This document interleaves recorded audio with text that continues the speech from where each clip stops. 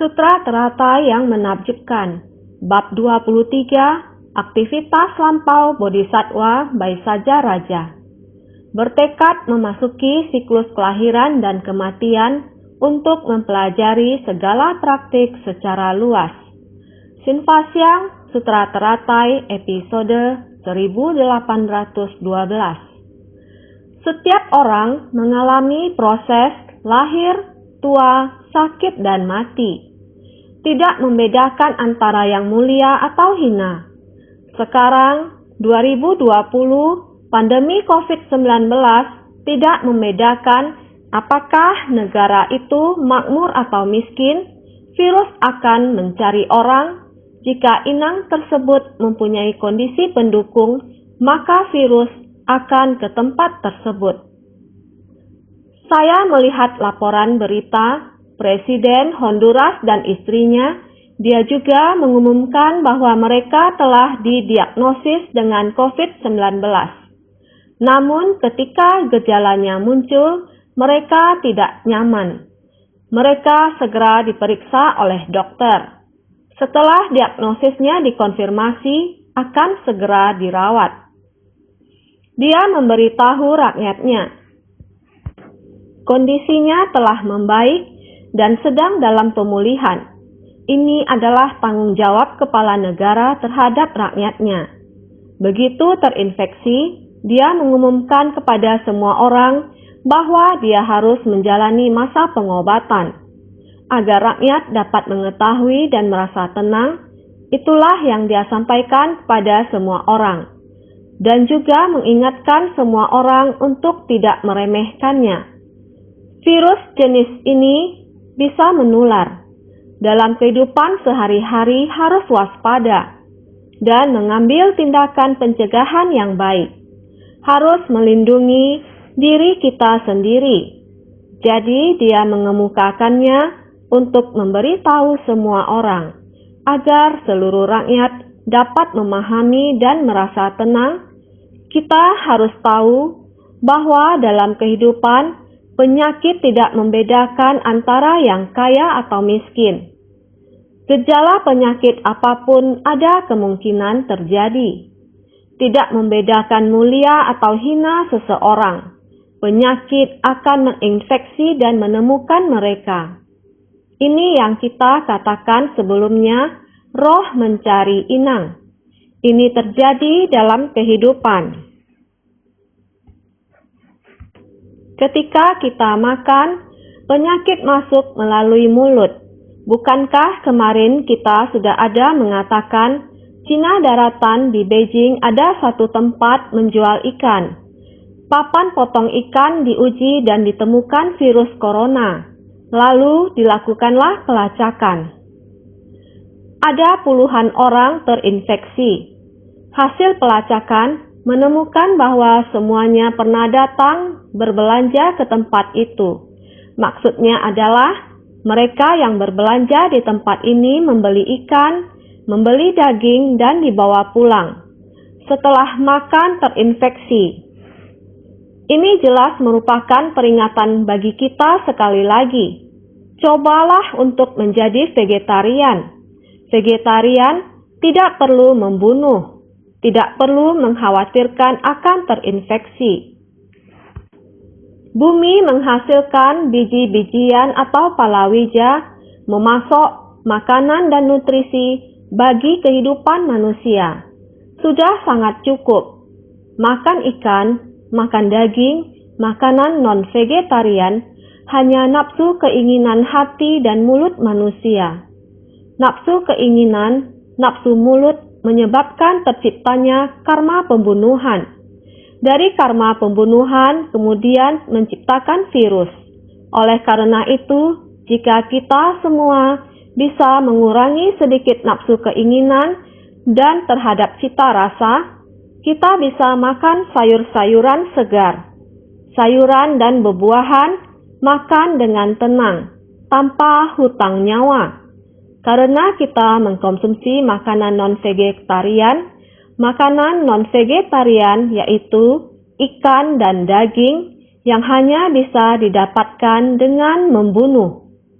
Jadi siapapun yang memakannya akan terbebani hutang karma. Jika kita bervegetarian, kita tidak akan punya hutang dari makanan. Maka kita bisa merasa nyaman dan leluasa. Cukup bergizi, harum dan manis. Akar sayuran ini dan harumnya, buah-buahan dapat memuaskan gizi dan selera makan orang. Seharusnya tidak kekurangan.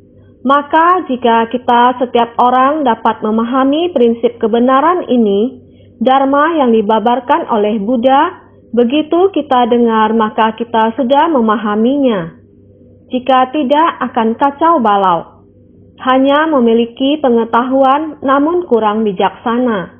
Hanya dengan kebijaksanaan baru dapat memahami dengan jelas Dharma sejati yang halus dan menakjubkan ini. Dengan pengetahuan, ini hanya sekedar pengetahuan dangkal di dunia. Untuk memasuki ajaran Buddha lebih dalam, ini akan sangatlah halus dan teliti. Jadi, Wu Zetian menulis gata pembuka sutra seperti ini. Dharma halus menakjubkan yang tiada tara dan sangat mendalam, sekalipun melewati miliaran kalpa juga sulit bersua dengannya. Aku sekarang telah bertemu dan mendengarnya, maka itu harus menerima dan menegakkannya. Semoga memahami makna tata gata yang sesungguhnya. 4 kalimat ini adalah dari Wu Zetian. Setelah dia mendekati Dharma Buddha, memahami ajaran Buddha, kekaguman terhadap Dharma Buddha, menghormati secara mendalam dan kagum. Jadi dia ingin semua orang melihat sutra ini dan mengetahui bahwa Dharma halus dan menakjubkan yang tiada tara dan sangat mendalam, di dalam hati semua orang harus membangkitkan rasa hormat sedemikian rupa. Untuk dapat bertemu dengan Dharma Buddha, untuk dapat mendalami Dharma Buddha, adalah hal yang sulit, walaupun melewati miliaran kehidupan. Betapa beruntungnya kita sekarang ini memperoleh tubuh ini dapat mendengarkan Dharma ini. Kita seharusnya sangat menghargainya. Jadi kita mendengarkan Dharma, untuk lebih mendalami Dharma, untuk lebih memahaminya.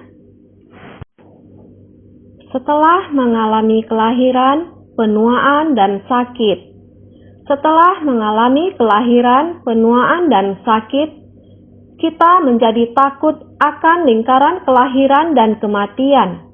Kita bertekad untuk menghapus kerisauan dan menegakkan ajaran dari kendaraan kecil. Buddha mengajarkan Dharma benar agar kita memasuki jalan Bodhisattva. Kita bertekad memasuki siklus kelahiran dan kematian untuk mempelajari segala praktik secara luas. Yang pertama, kita harus memiliki kesadaran terhadap penderitaan. Di manakah letak penderitaan ini? Pada manusia, sehingga ada manusia baru, ada penderitaan. Manusia memiliki kesadaran dan persepsi. Kesadaran dan persepsi mengenali penderitaan dengan jelas. Di manakah paling menderita? Dimulai dari kelahiran dan kematian. Di antara kelahiran dan kematian terdapat tua dan sakit. Proses kehidupan manusia, waktu dapat berlalu. Jika dapat melewati sepanjang hidup dengan aman, artinya harus melewati tua, melewati sakit.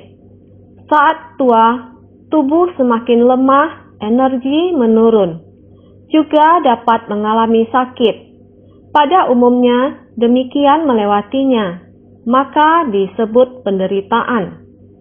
Penderitaan terberat dalam hidup tiada lain adalah penyakit. Ini adalah penderitaan terberat. Tetapi, jikalau kita berumur panjang, tetap harus melalui proses penuaan. Tua, kondisi tubuh semakin melemah, kemudian sakit. Saat itu tiba, kita menjadi takut akan lingkaran kelahiran dan kematian. Takut pada saat sudah tua nanti. Pada akhirnya hukum alam sulit dihindari. Sulit dihindari, pada akhirnya harus melewati tahap ini, yaitu kematian. Ada kelahiran di dunia, pasti juga ada proses kematian. Pernah mengalami hal ini? Masih takutkah? Semua orang menjadi takut ketika berbicara tentang kematian. Apa gunanya takut? Orang yang memahami prinsip kebenaran secara mendalam, asalkan Anda terlahir di alam manusia, maka sudah sangat jelas dan paham bahwa harus memanfaatkan nilai kehidupan. Memanfaatkan artinya bersumbangsi di tengah masyarakat. Nilai kehidupan adalah bersumbangsi bagi masyarakat. Dengan adanya bersumbangsi bagi masyarakat, seiring dengan berjalannya waktu, sesuai dengan hukum alam, saat tua nanti pada akhirnya adalah kematian. Inilah yang membuat hati kita merasa ringan dan tentram. Semuanya terasa begitu alami, tanpa rasa takut, juga tanpa kekhawatiran. Tidak perlu takut sama sekali. Kelahiran dan kematian hanyalah seperti masa kesibukan di siang hari. Maka dengan sendirinya kita akan sibuk mengerjakan berbagai hal. Yang kita lakukan benar-benar sesuatu yang bermakna, memanfaatkan waktu siang hari sebaik-baiknya. Sejak membuka mata di pagi hari, sangat bersyukur. Hari ini saya siap bergerak ke arah tujuan yang membawa nilai bagi kehidupan. Lalu saat malam tiba, kita merasa leluasa dan damai. Semua yang perlu dilakukan hari ini telah selesai. Hati tenang karena tidak ada rasa bersalah. Pikiran tenang karena tidak melakukan perbuatan yang bertentangan dengan hati nurani, sehingga bisa tertidur dengan hati yang tenang. Tidur, lalu esok pagi bangun lagi. Bersyukur, saya baru saja melewati satu kematian singkat dan hidup kembali.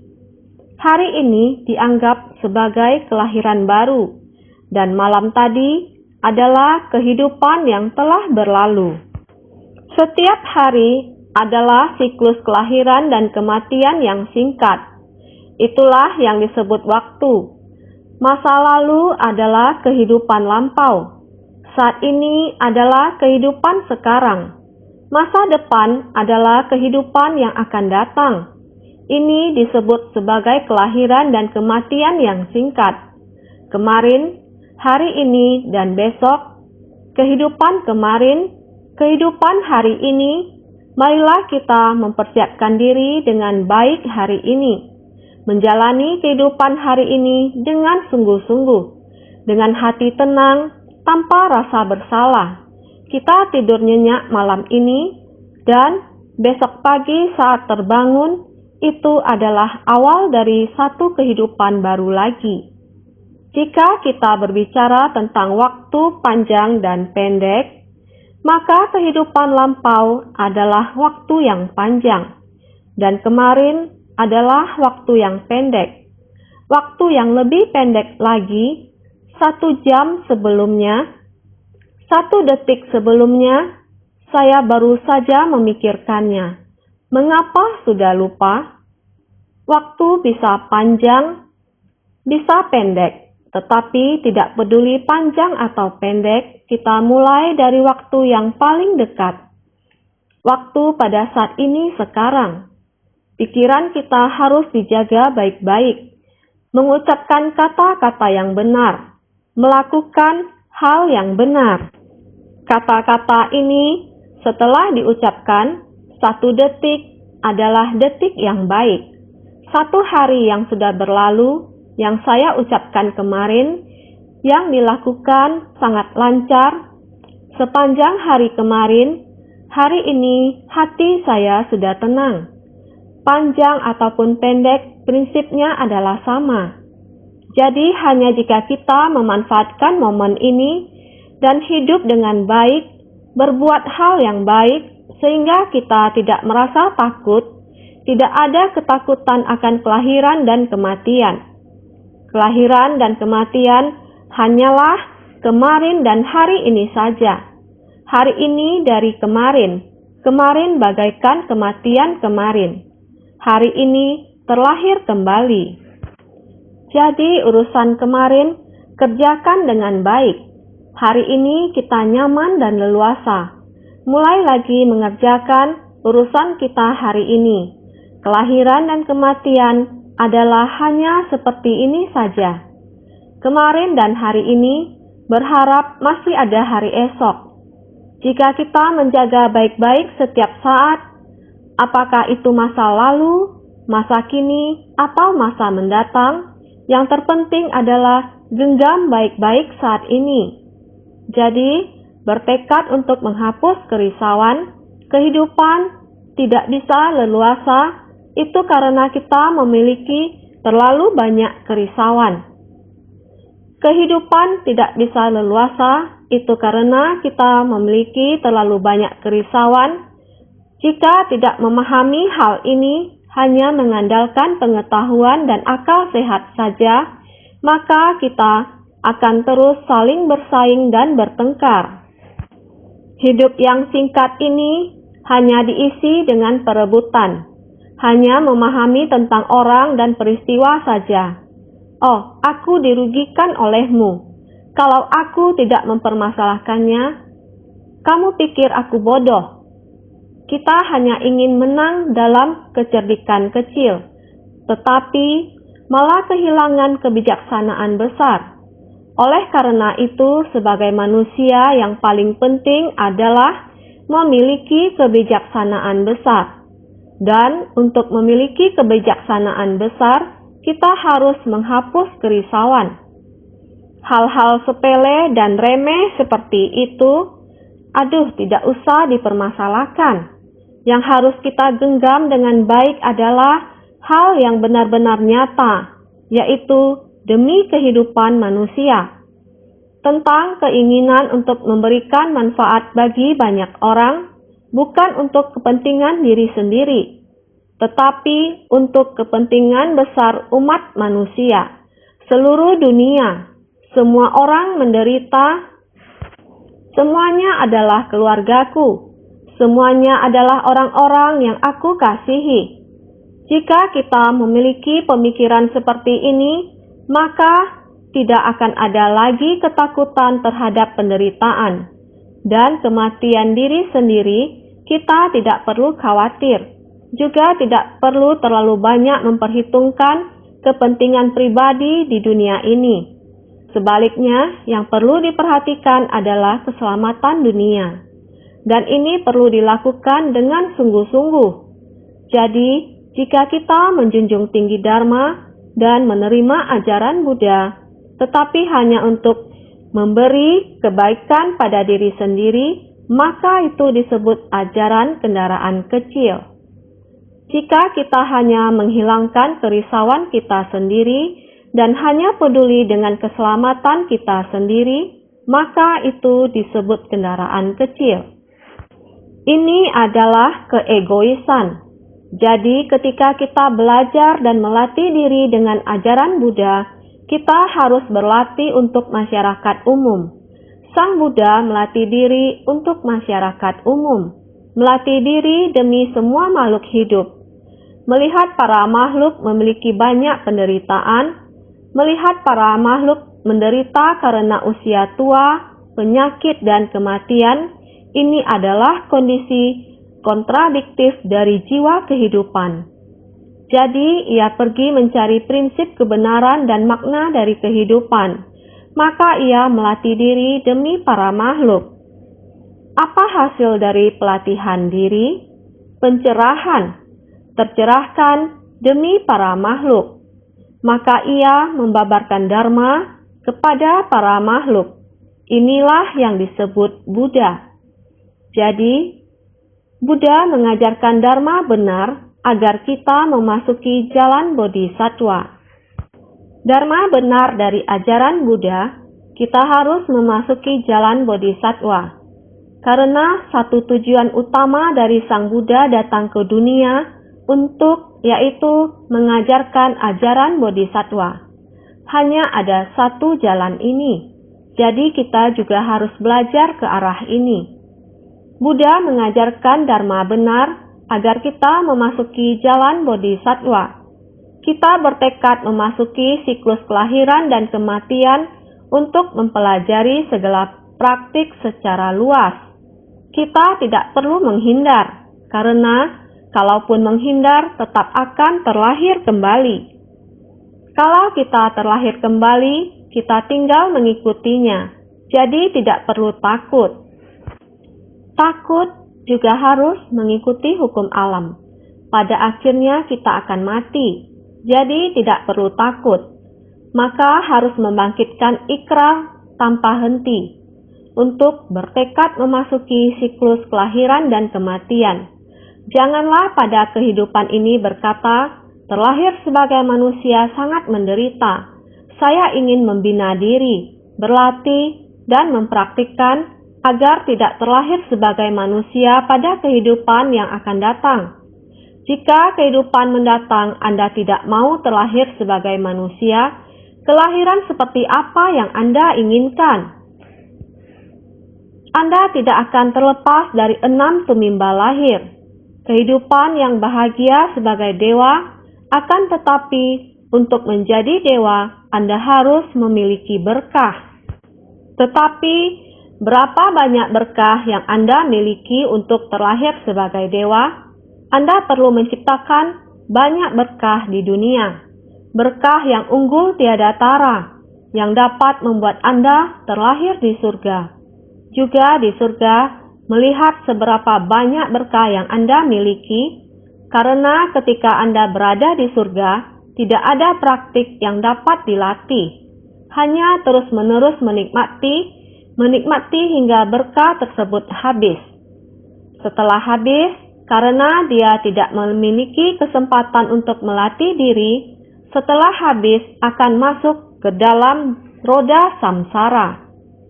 Karena kebaikan dan kejahatan bercampur aduk. Seperti di alam manusia, ketika kita telah menciptakan berkah yang bajik di dunia, maka dapat terlahir di surga. Akan tetapi, ketika kita selesai menikmati berkah yang unggul tersebut, maka akan jatuh. Jatuh kemanakah? Mungkin akan menjadi sapi, kuda, atau terlahir di alam binatang. Setelah menikmati, kita belum tentu akan terlahir di alam manusia. Karena untuk mencapai alam surga, hanya beberapa orang yang memiliki berkah yang banyak. Dia memiliki berkah surgawi, sehingga terlahir di surga. Menikmati banyak kebahagiaan dan tanpa penderitaan. Bagaimana dengan alam manusia? Orang kaya di dunia memiliki kebahagiaan yang banyak, penderitaan yang sedikit, serta usia yang pendek. Surga memiliki banyak kebahagiaan, tidak ada penderitaan, serta usia yang panjang. Akan tetapi, sepanjang apapun, dia juga harus kembali. Setelah keberkahan habis dinikmati, dia harus kembali. Jika sisa keberkahan yang dimilikinya belum habis, kemungkinan masih bisa datang atau terlahir ke alam manusia lagi. Dan di alam manusia akan menemui penderitaan dan kebahagiaan yang bercampur aduk. Ada penderitaan dan kebahagiaan.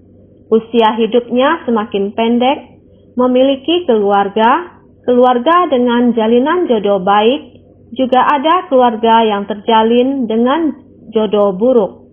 Memiliki karir, ada karir yang baik dan ada yang tidak baik.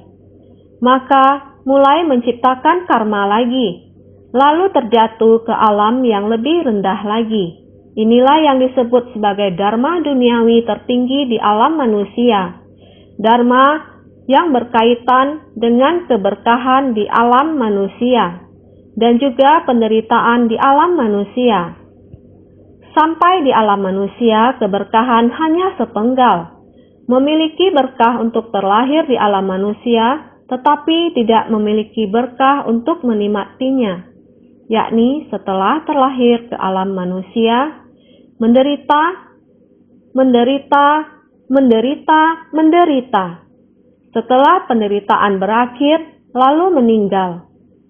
Sepanjang hidupnya, setelah meninggal, seumur hidupnya tidak memiliki kesempatan untuk menciptakan berkah. Setelah penderitaan berakhir, akan kembali lagi. Lalu, akan menjadi apa? Apakah akan terlahir kembali lagi?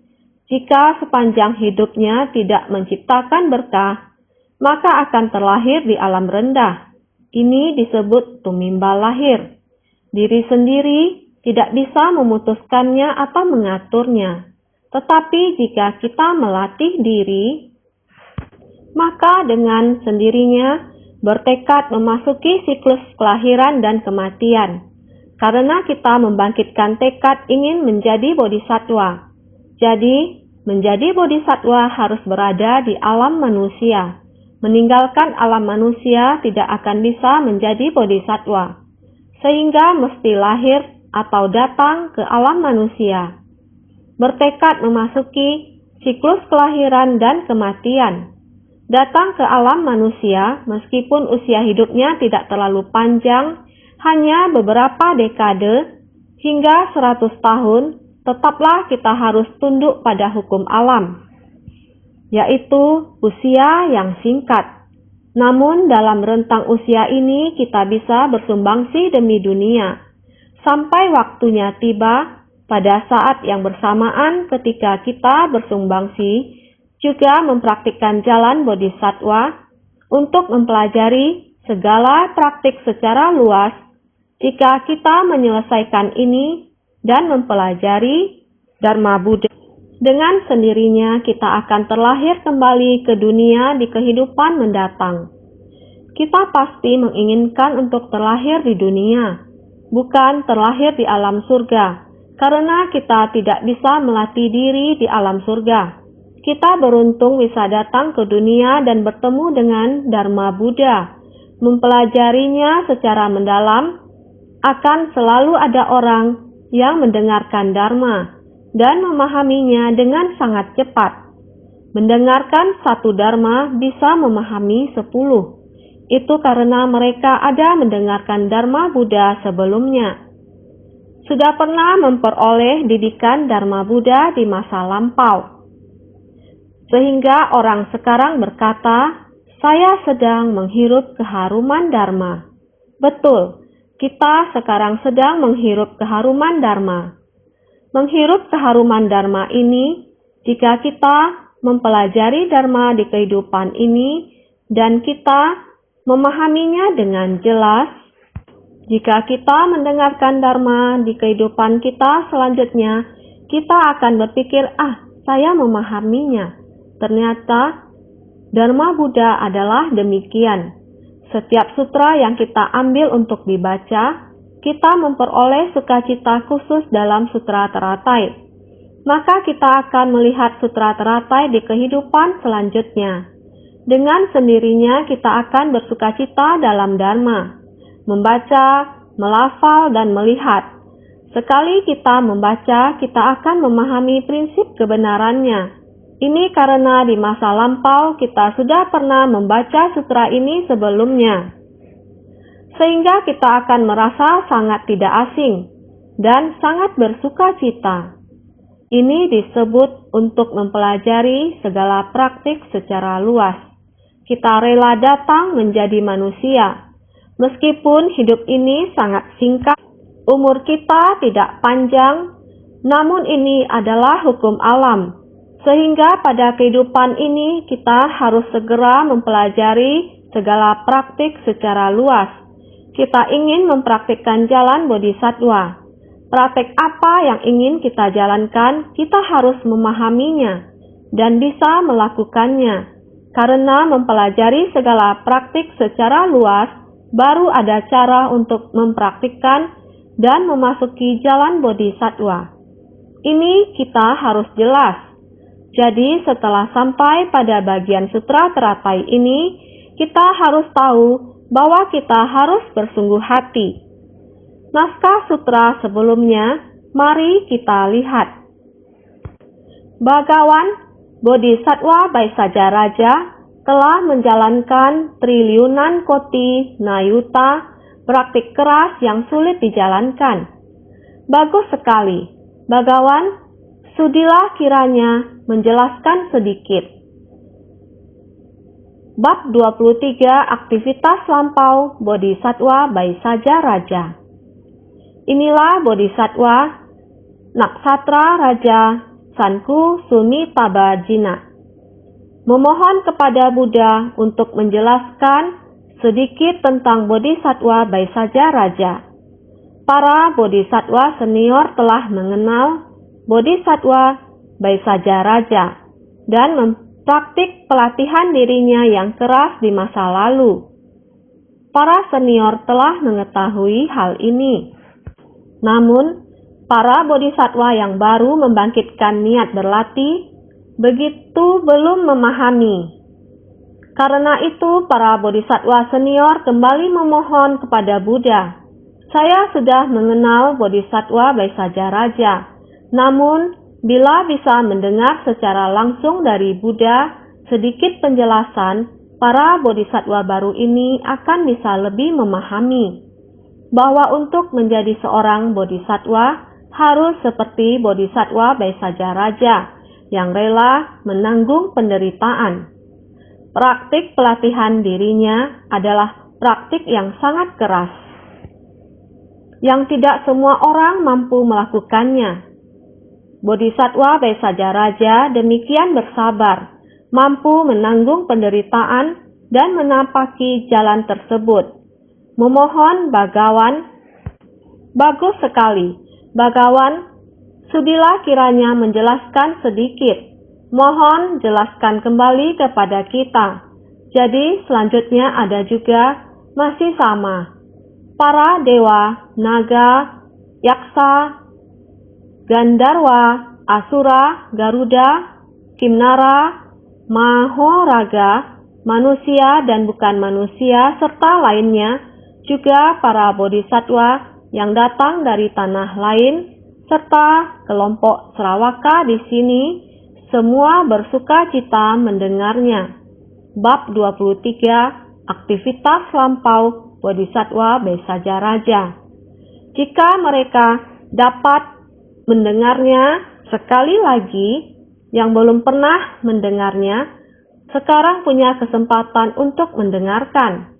Sedangkan yang sudah pernah mendengarnya, kini bisa mengulang dan mengingat kembali sekali lagi. Demikianlah seorang bodhisattva senior memohon kepada Buddha. Atas nama para bodhisattva yang baru membangkitkan niat, para Sravaka dan Prateka Buddha untuk memohon kembali penjelasan Dharma, maka bagian sutra selanjutnya menjelaskan, pada ketika itu Buddha memberitahukan pada bodhisattva Naksatra Raja Sanku Sumi Tababhishna, pada kalpa sejumlah butiran pasir pada sungai Gangga yang tak terhingga dulu, terdapat seorang Buddha dengan gelar Tathagata Chandra Wimala Surya Prabhasasri. Bab 23 Aktivitas Lampau Bodhisattva Baisaja Raja. Naskah sutra bagian ini mengenai setelah mendapatkan permohonan dari Bodhisattva Naksatra Raja Sanku Sumi Tabhishna, Sang Buddha mulai membabarkan dan mengatakan, ketika itu, kapan yang dimaksud dengan ketika itu? Ini dihitung dengan kalpa. Kalpa adalah waktu yang panjang, waktu yang sangat panjang. Sebenarnya seberapa panjang? Angka yang sangat panjang dan jauh. Jika harus mengukur jumlah waktu ini, itu sangatlah panjang. Tidak bisa menghitungnya, bahkan guru matematika, murid dari guru matematika, semua bergabung untuk mengukur waktu tersebut. Sulit menghitungnya. Maka ini karena sangat panjang dan jauh, waktu yang sangat-sangat lama. Ini seperti ketika kita mengatakan, masih ingatkah beberapa lama sebelumnya? Seperti sudah lama. Tahun kapan saya sudah lupa. Apakah kalian masih ingat tahun kapan? Ada yang akan menjawab, betul, itu sudah beberapa tahun lalu. Benar, ada peristiwa ini, tetapi kami sudah lupa tahun kapan itu. Dengan prinsip kebenaran yang sama, bahkan pada era Sang Buddha juga akan disebut sudah lama sekali. Ketika itu, sebenarnya kapan itu? Yaitu zaman dahulu kala, masa lalu yang lama pada zaman dahulu kala, bahkan tidak bisa dihitung. Pada kalpa sejumlah butiran pasir pada sungai Gangga yang tak terhingga dulu, waktu yang sangat lama pada zaman dahulu kala dan tak terhingga, bahkan sebelum kalpa sejumlah butiran pasir pada sungai Gangga, sebutir pasir dianggap sebagai satu kalpa. Walaupun Anda masih ingat kapan itu di masa lalu, butiran pasir di depan mata ini, butiran pasir sungai Gangga, sebutir pasir sebagai satu kalpa. Lihatlah bagaimana Anda menghitungnya. Singkat kata, kalpa sangat panjang, waktu yang sangat panjang.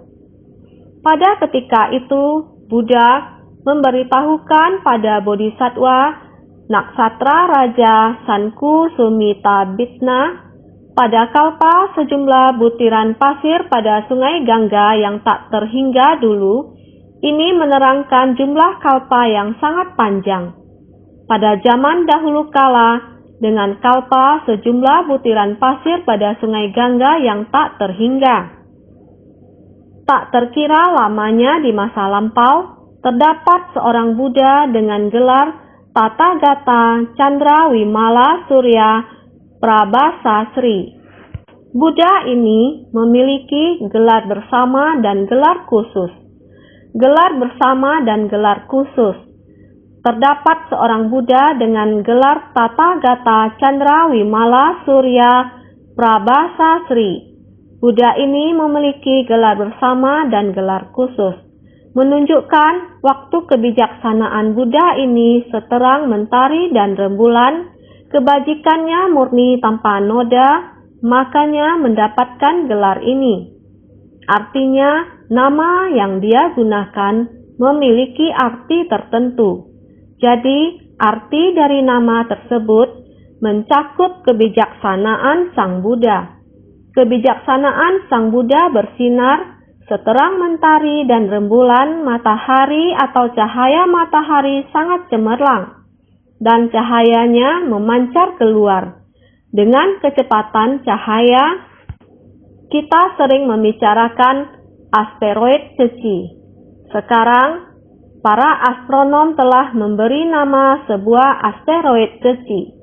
Di alam semesta ini, seberapa jauh jaraknya dari bumi, saya mencari hingga ke akar permasalahan dengan meminta para astronom ini untuk membantu saya memahami jarak asteroid Ceci dari bumi.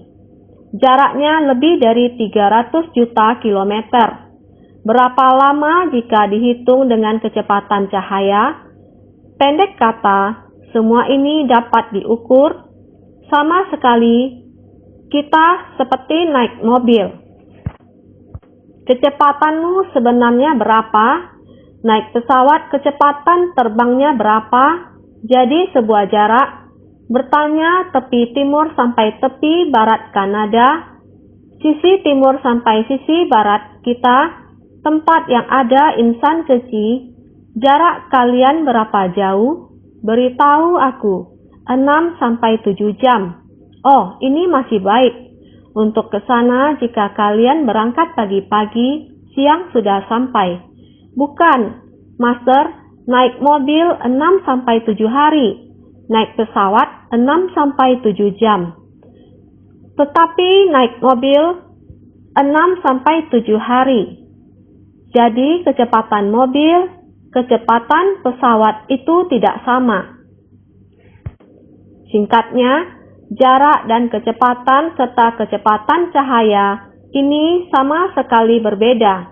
Singkatnya, ada cara untuk membuktikan jarak yang diukur, tapi semua yang dikatakan Sang Buddha, kalpa butiran pasir Sungai Gangga yang tak terkira jumlahnya, tidak bisa dihitung. Panjang menunjukkan panjang, waktu yang panjang. Demikianlah Buddha Chandra Wimala Surya Prabhasa Sri, waktu itu sudah berlalu begitu lama. Julukan Buddha ini dinamakan Buddha Chandra Wimala Surya Prabhasa Sri. Kebajikannya murni tanpa noda, artinya sangat murni, tidak tercemar. Oleh karena itu namanya Buddha Chandra Wimala Surya Prabhasa Sri. Kebajikan cemerlangnya disebut murni sebab tidak ternoda oleh debu kotoran. Inilah memberi manfaat bagi diri sendiri. Laksana, mentari, dan rembulan mampu menghapus kebingungan dan kegelapan batin dari para makhluk. Inilah memberi manfaat bagi orang lain. Di tempat ini, mengenalkan kebajikan cemerlangnya disebut murni, yaitu kebajikannya sangat murni, merupakan sifat asli yang murni yang dimiliki semua orang, tidak ternodai. Sifat asli yang murni tersebut tidak ternoda oleh debu kotoran, maka disebut Chandra Wimala Surya Prabhasa Sri. Jalan dari ajaran besar adalah menggemilangkan kebajikan cemerlang pada sendiri. Juga dapat dikatakan seperti ini, akar dari jalan itu adalah kebajikan yang murni, yaitu hakikat asli dari diri kita. Maka tidak ternoda oleh debu kotoran. Inilah memberi manfaat bagi diri sendiri. Melatih diri, kita mau mencari kembali kemurnian dari sifat asli kita. Laksana, mentari, dan rembulan mampu menghapus kebingungan dan kegelapan batin dari para makhluk. Maka inilah memberi manfaat bagi orang lain. Kita perlu melatih diri hingga sangat murni, masuk ke tengah masyarakat, tetapi tidak membiarkan kotoran yang ada di masyarakat menodai kita. Seperti matahari dan bulan yang menyinari dunia, manusia yang ternoda, dia tidak ternoda oleh kotoran yang ada di alam manusia. Ini juga prinsip yang sama. Maka di sini, Buddha yang agung ini, dia sudah dilengkapi dengan 10 gelar. 10 gelar ini yaitu Arhat, Samyak Sang Buddha, Widya, Carana Sampana, Sugata, Lokavit, Anutara, Purusadamya Sarata, Satsta Dewa Manusanyam, Buddha Bhagawan. Bab 23 Aktivitas Lampau Bodhisattva Baisaja Raja. Dia dilengkapi dengan 10 gelar. Ini adalah pengenalan tentang Buddha Chandra Wimala Surya Prabhasa Sri. Ini sudah sangat lama sekali pada era dahulu kala. Bila ingin membahas kebajikan Bodhisattva Baisaja Raja, maka harus menjelaskan kembali ke waktu yang lama dan jauh sekali. Para bodhisattva sekalian, bila secara waktu ingin memperkenalkan satu persatu secara mendalam, sesungguhnya masih sangat banyak yang ingin dikenalkan secara jelas. Waktu terus berlalu setiap detiknya, meskipun diberikan waktu selama kalpa yang sebanyak pasir Sungai Gangga, bahkan kalpa yang tak terhingga jumlahnya, tetap saja tidak akan cukup untuk menjelaskan semuanya. Kita belajar Dharma Buddha kehidupan manusia yang penuh penderitaan dan singkat, karena hidup ini terbatas. Jadi bila kita ingin mendengar dan memahami banyak ajaran, maka satu-satunya jalan adalah kerja keras dan memanfaatkan setiap detik, tidak menyia-nyiakan waktu. Dharma Buddha dan Dharma Duniawi bekerja keras dalam memahami Dharma Buddha dengan baik, bekerja keras memahami Dharma Duniawi sepenuhnya, jadi menggunakan Dharma Duniawi untuk membuktikan Dharma Buddha. Harap semua orang senantiasa bersungguh hati.